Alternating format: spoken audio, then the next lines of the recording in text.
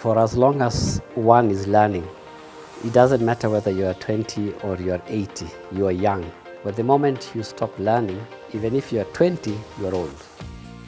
I think the whole idea behind learning is to just test and fail. We've been tasked by the Dutch Ministry of Foreign Affairs as the knowledge platform to facilitate the learning processes of the Addressing Root Causes Fund. So we met with all ARC grantees and we helped them to collectively identify a global learning agenda, because learning is a core part of that program, of the ARC program. The ARC grant is important since it primarily focuses on addressing root causes, which basically means you have a bottom-up approach where the individual is central, and you build your program very context-specific. In the end, to the ARC program, the individual, that is what matters. That's where the difference takes place. Communities within the Somali context are able to know what their particular needs are and to be able to sort their issues out well more than somebody who is from the outside. Community have the capacity to engage or to identify their solutions, and also they have a power to come with other solutions. To make the community level inclusive is basically understanding what are the dynamics within the communities and ensuring that there is clear selection processes done by the community which speaks to the rights and needs of different members. We can have more inclusivity through collective participatory and in decision making and attending forums, and bringing on board more women, more youth, more minority groups.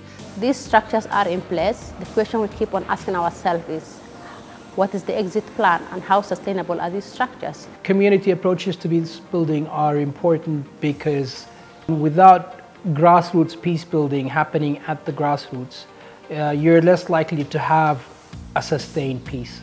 And maybe also including some influential people with resources, people with influence, people with expertise in the very structures that are formed at the community levels. Community security means to me that within a community there's trust and that there are mechanisms that can resolve certain conflicts and certain problems, is that people have opportunities and have a decent life and feel secure. I think civil society organizations certainly have a role to play in building up trust between community-based structures and government. A good place again to start would be to just have that open dialogue where each side understands where the other is coming from, understand what challenges each side faces, where the strengths lie. There has to be lots of patience. There will be challenges along the way. I think the government and the donors need to look at the capacities that's existing within the community level and how to really embed them and strengthen them and to make them more legitimate. This learning event is so important because I believe, first of all, knowledge gathering or gaining knowledge is a never-ending exercise. Every day you learn something new from your peers, from other organizations, working in a similar context or working in a similar thematic or different thematic area. For us at Sudya, a learning event like this is important because we get to take a step back and reflect on some of the work that we're doing, draw lessons learned, and maybe consider adaptations and adjustments to our own program.